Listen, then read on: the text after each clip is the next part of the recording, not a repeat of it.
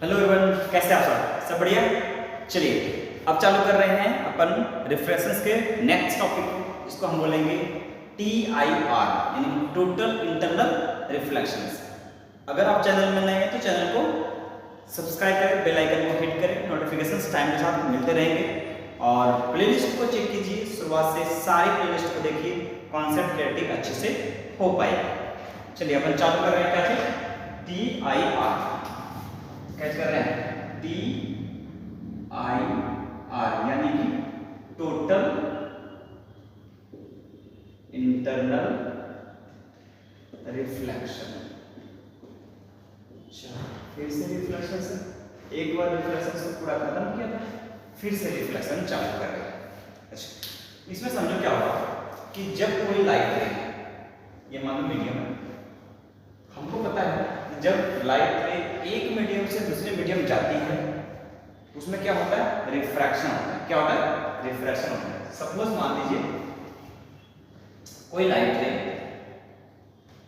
यानी कि एक मीडियम है ऐसा, यहां से कोई लाइट रे चलना चालू किया। यहां मान लो लाइट का सोर्स है, यहां से लाइट निकल रही है, तो कोई लाइट ऐसा आ गया, ये ऐसा आ गया, ये सीधे से निकल गया। परपेंडिकुलर जाएगा तो कोई डेविएशन नहीं होगी, डायरेक्ट निकल जाएगी। बिल्कुल सही। अगर ये कुछ मान लो एंगल में गया, मान लीजिए ऐसा गया, ठीक। अब ये क्या है, नॉर्मल है, और ये एंगल क्या है, एंगल ऑफ इंसिडेंस, तो ये बैंड हुआ। हाँ, ऐसा क्यों हुआ, ये एंगल हो जाएगा R। मैं मान के चल रहा हूँ ये हमारा रेयर मीडियम है, ये हमारा डेंसर मीडियम है, यानी कि TIR होने के लिए मैं कह सकता हूँ कि जो लाइट रे है वो ट्रेवल करेगा कहां से, डेंसर मीडियम से रेयर मीडियम की तरफ। ओके, अब ध्यान से इसमें देखो, पता लगेगा कि अगर मैं एक रे ऐसे रखता हूं, ठीक, तो यहां कुछ देर के बाद ये वाला एंगल, ये I1 है, ये I2 है, और I2 I1 से बड़ा है, तो ये एंगल और बैंड होगा, ऐसे चल जाएगा। बिल्कुल सही है ना। अगर मैंने इसको और एंगल दूर भेजा, बैंड कर ये करवाया, तो एक टाइम ऐसा आएगा, ये लाइट ऐसे जाएगी, ये एंगल पे जो रिफ्रैक्टेड एंगल हो जाएगा वो 90 हो जाएगा। ये एंगल कितना हो जाएगा, 90। तो ये वाली कंडीशन है TIR की। अब इसके बाद जो भी लाइट रे यहां से ट्रेवल करेगी, अगर मान लो कुछ लाइट यहाँ पे, इसको बोलते हैं एंगल क्रिटिकल एंगल, क्या बोलते हैं, C बोलते हैं, या फिर I ऑफ C बोलते हैं, ठीक है। एक लाइट रे ऐसे गया, अब ये वाला जो एंगल है, ये कौन सा, I, ये I1, I2, ये I ऑफ C है, ये मान लो I ऑफ 3 है। I ऑफ C से क्या है, ज्यादा है, यानी C से ज्यादा है, तो ये ऐसे रिफ्लेक्ट हो जाएगा। ये होगा क्या चीज, यानी कि टोटल इंटरनल रिफ्लेक्शन। क्यों, इस मीडियम से लाइट रे गया, बैंड होके इसी मीडियम में वापस आ गया, इसी मीडियम में वापस आ गया, जबकि ये बाउंड्री में कोई मिरर नहीं है। यानी कि मैं बोल सकता हूं bouncing back of light when light strike to the boundary of two medium. Two medium के बाउंड्री से टकराने के बाद अगर लाइट बैक होकर के सेम मीडियम में आ जाए, उसको हम TIR कहते हैं। उसको हम क्या कहते हैं, TIR। TIR कब होगा, TIR कब होगा, ऐसे पहले देता हूं, bouncing back of light ray when it strike to the boundary of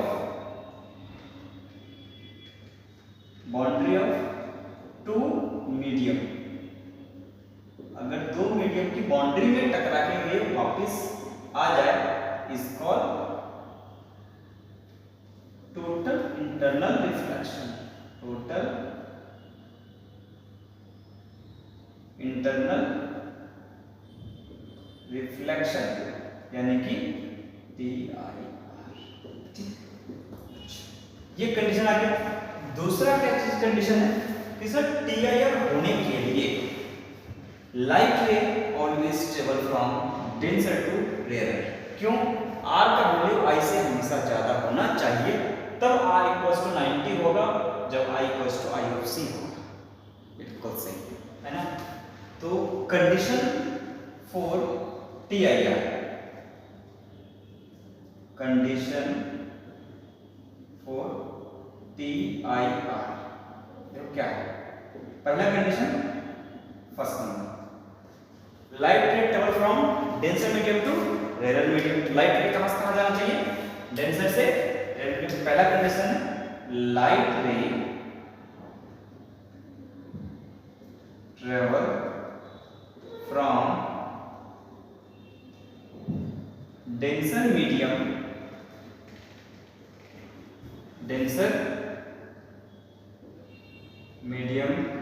to rare medium. अच्छा, ये कौन सा मीडियम है? Denser medium. और ये वाला कौन सा है? Rare medium.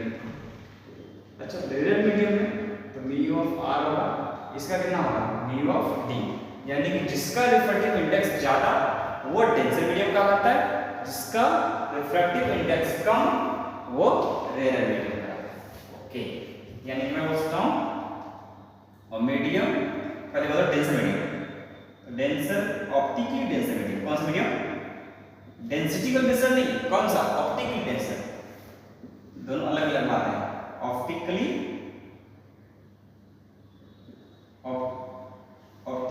डेंसर मीडियम, इसका मतलब medium having more refractive index. क्या बोलते हैं? Medium having more refractive index, उसको हम क्या बोलेंगे? Denser medium, optically denser medium, है ना, ये ऐसा। और एक दूसरा क्या जाएगा? Optically rare medium.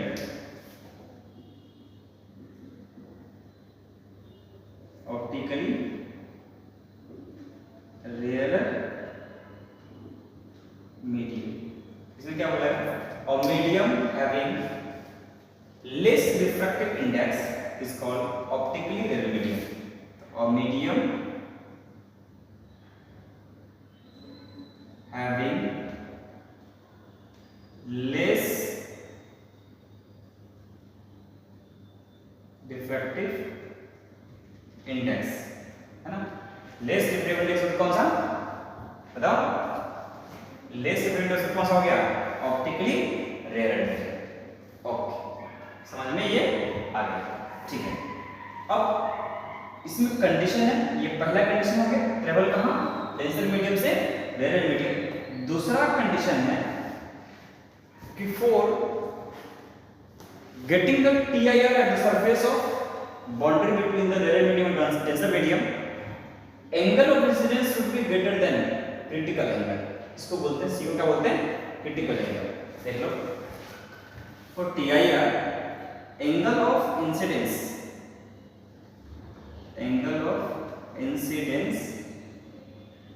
is all angle of incidence should be greater than the किससे? greater than the angle of critical angle। क्या बोलते हो? क्रिटिकल एंगल, यानी कि C और I ऑफ C इससे बराबर होना चाहिए। अब देखते हैं क्रिटिकल एंगल क्या होता है। ऐसा एंगल जब हमारा जिस एंगल ऑफ इंसिडेंस और angle of incidence at which angle of refraction is 90 degree is called critical angle, है ना। ऐसे क्या बोलेंगे? Critical angle,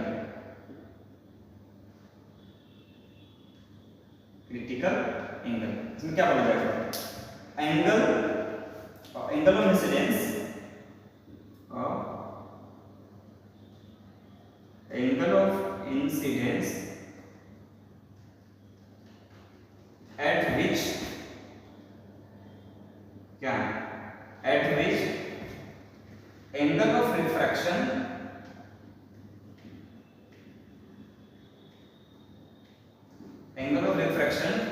is 90 degree. This angle of incidence is called critical angle. This angle of incidence is called critical angle.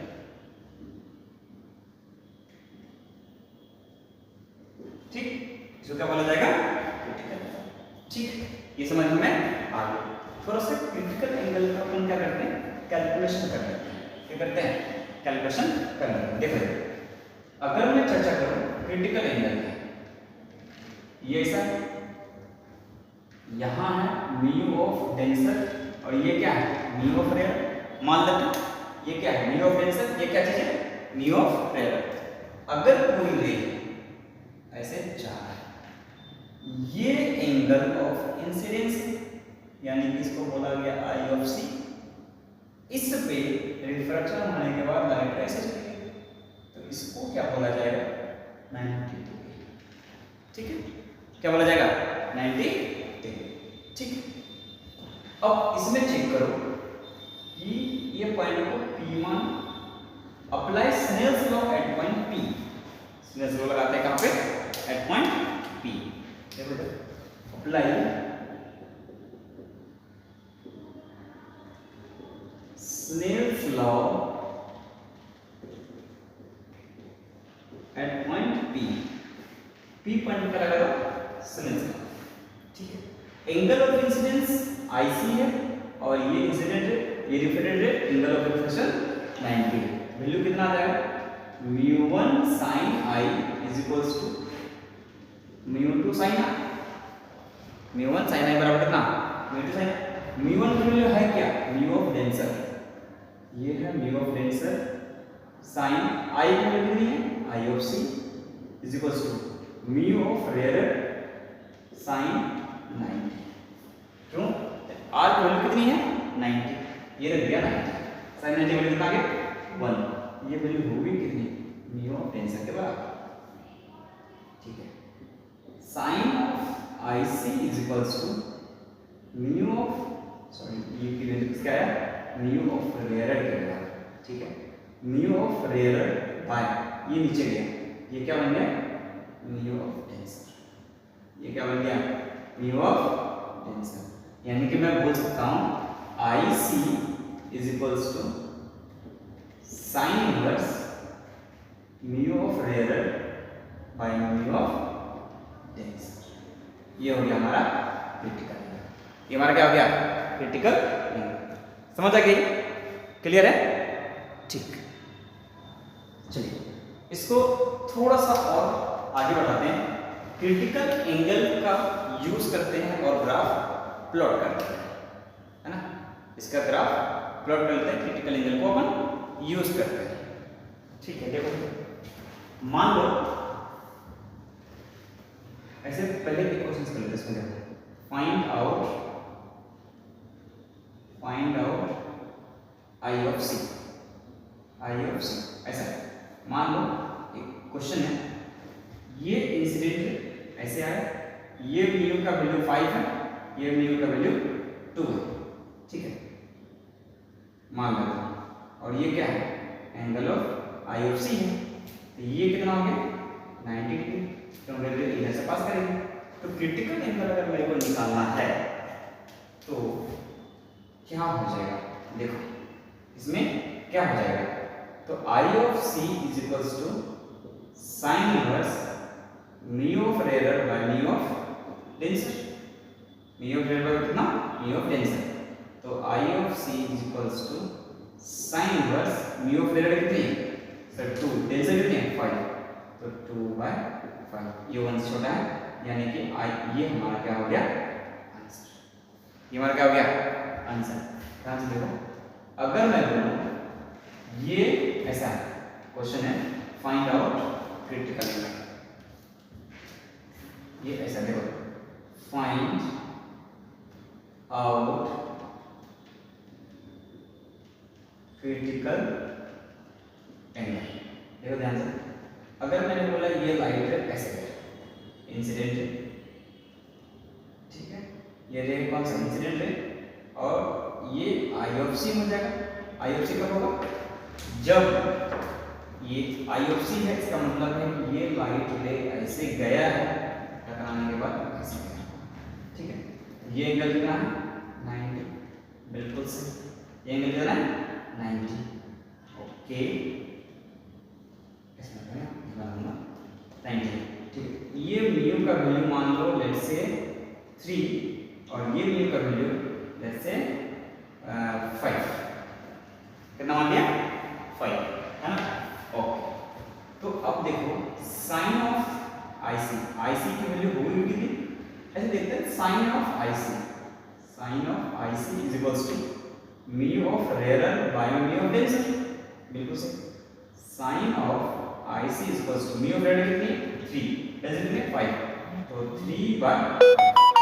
ध्यान से देखो तो समझ में आएगा, अगर ये 3/5 आ रहा है, कितना आ रहा है 3/5 आ रहा है, तो साइन ऑफ आईसी 3/5 है, तो बताओ आईसी कितना हो गया, रिंकल याद होगा आपको, बताइए 3/5 मतलब साइन 37, तो आईसी की वैल्यू जो है वो 37। ये हमारा क्या चीज है आंसर, ये हमारा क्या चीज है आंसर, समझ आ गई, क्लियर है। चलिए इसमें एक क्वेश्चन होता है जिसको काफी टीआईआर का यूज किया जाता है, अपन समझते हैं, देखते हैं, ठीक है, ओके। चलो एक क्वेश्चन और लेता हूं, इसी पे अपन चर्चा करते हैं और ढंग से टीआईआर के कॉन्सेप्ट को समझते हैं, ठीक है, ओके। चलो अगर मैं बात करूं, वही क्वेश्चन है, find out the value of denser medium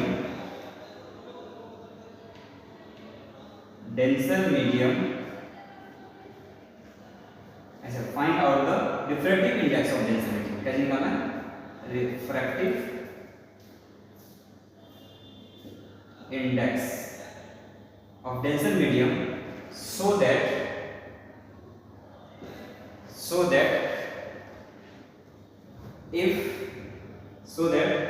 light getting TR, light getting TIR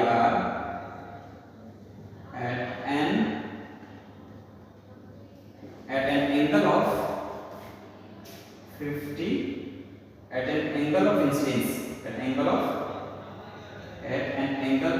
incidence,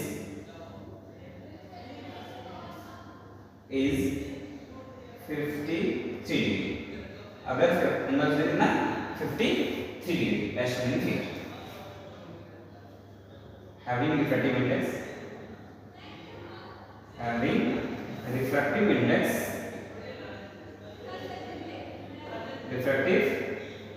index is equals to मान लो 3.6 मान लो, जैसे है ना, हमें डेंसर की निकालनी है, रेयर का पता है, तो ये केस कैसा होगा, देखो सर, ये म्यू ऑफ डी हमें निकालनी है, म्यू ऑफ आर हमें दिया हुआ कितना 3.6, ठीक है। लाइट रे आ चुकी है कितने एंगल में, एंगल ऑफ इंसिडेंस 53 डिग्री, ये है 53 डिग्री, और एंगल ऑफ रिफ्रेक्शन कितना हो जाएगा 90 डिग्री, है ना, क्योंकि 53 डिग्री जो एंगल ऑफ इंसिडेंस है उसी पे क्या हो रहा है TIR। Find out the refractive index of denser medium so that light getting TIR at an angle of incidence 53 degree, इसका मतलब आई ऑफ सी कितना है 53 डिग्री।